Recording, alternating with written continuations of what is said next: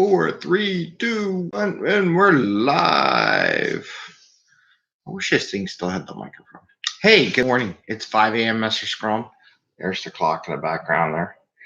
It's 20 minutes, 5:20, right? 5:19 according to the computer. Hope everybody's doing great. I'm trying a new microphone. See if it has any difference in what we're doing. I don't know. It's not on the lapel. I usually have a little lapel microphone. But this is 5 a.m. Mester Scrum. I hope everybody's well and happy and starting their Saturday off pretty well. I got a full pack Saturday of things I got to catch up on from the week before. Maybe I'll make some small content. And what we talk about here is Agile stuff, whether it be business, IT, home, family, whatever. Because I do believe that Agile and Scrum can apply to anything. And as we do more stuff, we'll grow that way. And yesterday was great because I got to see the final version of our logo, which will come out soon. I got to go over to Staples later today and get a printout, order the printout and see. So maybe we'll do a great big unveiling later on in the week. We'll see. We'll see how that goes. So good morning, everybody. Hope they're all doing good. I know yesterday I went kind of long.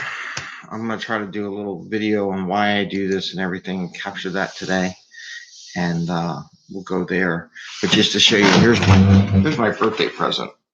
I am an engineer. I'm good with math. So, yeah, I hope maybe there needs to be a t-shirt. I am, and again, it can't spell. That's why I do video blogs, right? I can spell a little bit. I almost got an English degree. Anyway, 2 topics today. I want to talk about servant leader, and I want to talk about a retro item. Okay. First, I want to talk about servant leadership, and the reason why I want to do the retro because maybe it'd be the last thing. So every once in a while, as a coach, you have a coachee, right? Someone you're going to coach that you really, you care about the organization and team, and you really want them to succeed and everything. But no matter what they do, they're going to fight you tooth and nail. They're not going to see the vision, and they're so buried in stuff that they can't get there. So I was listening to Gary Vee yesterday. I can't do the right hand because that comes up in the microphone too. Gary Vee was talking about how he and his people, they work together. He's the leader, right? But to make himself less stressed, his policy is that he works for his employees. His employees do not work for him, but he works for his employees. And I guess it makes Gary Vee happier, and he knows what's going on and has more trust. So when they have an issue, and this is like the servant, he has a real servant leader mentality. So he works for them. They don't work for him. And as a coach, sometimes we lose sight on that. We do and don't. You can go to the extreme. The extreme is what he said, right? Most people, I'm just here to help you, whatever you need, whatever. He outright actually says it verbally that he works for his employees, and they get that. Now, I've had a problem with one of my people that I think's a really good person, smart, everything she does, everything's good, right? I don't want to go who it is, but they do really well. And I've been thinking about it for a whole entire week. Like, how do I help this person? Because I know they need help and they can do really well. And I'm going to try. And if she watched the video, I don't know. But because I really do care about the people I work with. I'm going to say, hey, I'm going to give her my resume. I'm going to say, I work for you. Whatever you need to get through this tight time that you're working on, if I can follow up on taskings for people, do stuff, get you data reports, have stuff ready for it every day, do a brief. Maybe I'll write briefs for her and say, here's what's going on in your team. Here's a brief. I'm going to send it every day. Just So you know, you don't have to go looking anywhere. It's all at your desk. Maybe I'll even print it out and put it on the tabletop, like old fashioned, right? Just like a executive admin would do that, right?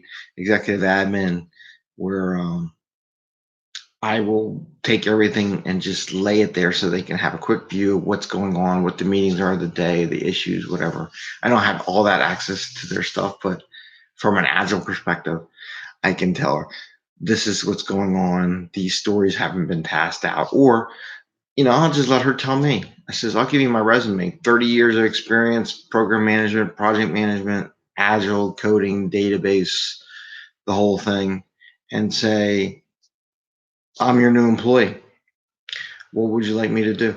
I mean, I can do anything for her, but I'll let her, I'll be the employee. I will actually work for her. Now I have other things on the enterprise I work for too, but I will tell her I work for you and you tell me what you would like, and I'll do that. And I'll take a real servant leader role in this case so that they can be successful as a team.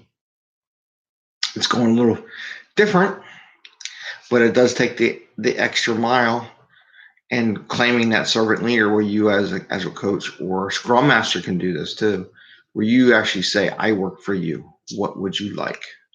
And be open and honest with them and give them that opportunity. Anyway, so that's being a servant leader.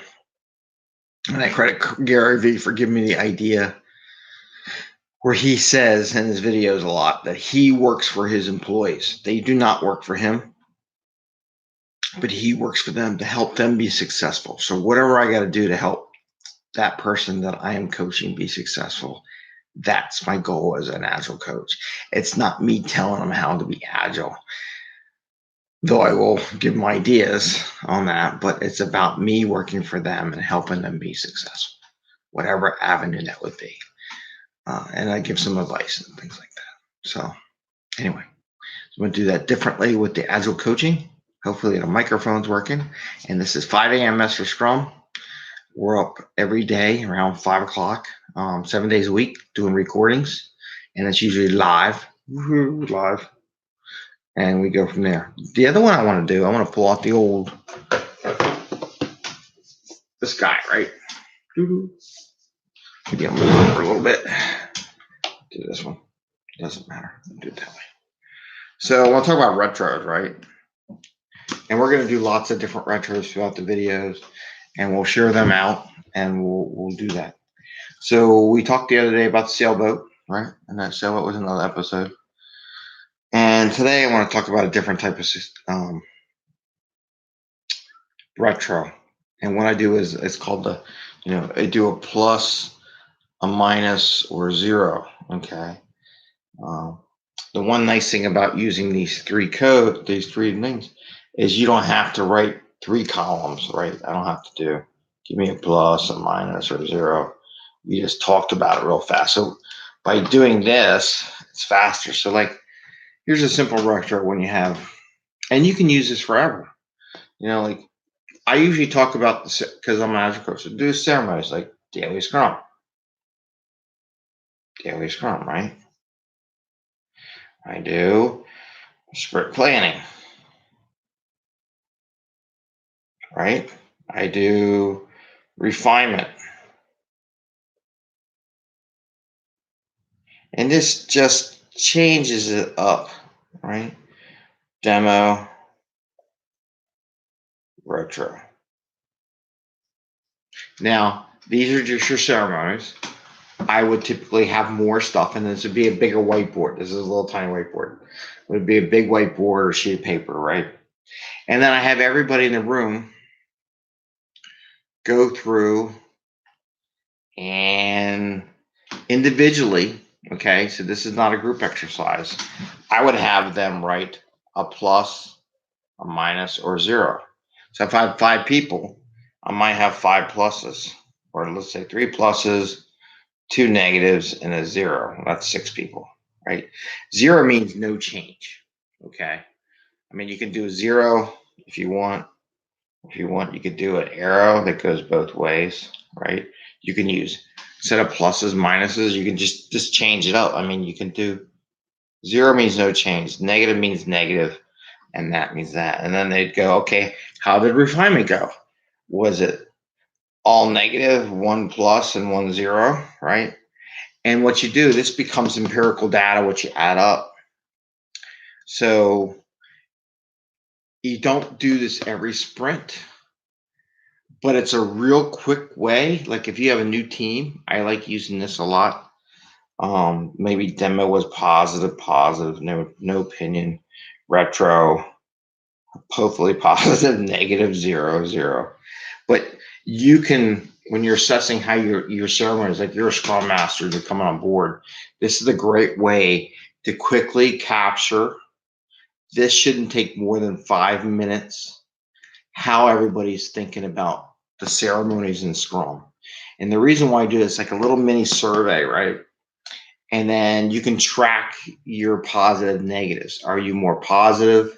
Or you could do it this way. So either have them write it. So you could do that, and that might get a little cluttered.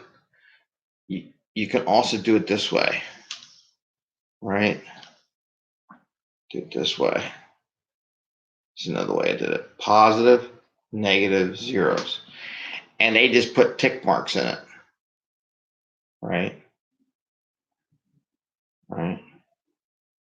A lot of times I would do this ahead of time before the meeting and not draw it during the meeting. And then they might, oh, they could do whatever they want. Maybe they got a positive. Maybe there's 2 negatives, 1 0. Maybe there's 3 positives, 1 0. Maybe there's 2 negatives, 1 and 1. And then maybe there's 1 of these, or 2 of these, and 2 of these, and 1 of these, right? So you'll track that, and then just put little tick marks. It goes real fast, right? You go boom, boom, boom, boom, boom. And all you're doing is catching like a survey and how things are going real live. And if something's really bad, like a lot of negatives, you can talk about, hey, what can we do better on the demo, right? And then you can focus on that, because maybe you see in your team that there's a lot of Scrum issues or something that this needs to be addressed. But this is another way of demoing it, and then you can track this too. So you can do a bar graph later, bar graph. I mean, a line graph or something with 3 lines, and you can track, how many each one gets, right? This maybe is a negative, maybe this is the positive one, and this is the 0 mark. I don't know. But you can track that from sprint to sprint, and you can see how you're progressing. Is everything is everything getting more positive on how you're doing it? No change, get better. And then these are the ceremonies, right? But then you could do like unit testing, communications.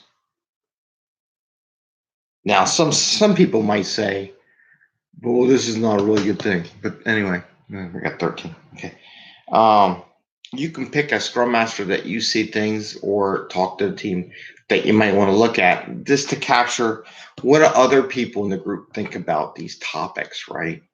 And if it's all positive, don't need to talk about. If it's negative, maybe you need to talk about it. Maybe you want them to bring self-realization to what's going on around them sometimes as Scrum Master. So that's just something we talk about. I mean, this is another way of doing a retro. Again, you bring your ceremonies, right? Your events that are Scrum.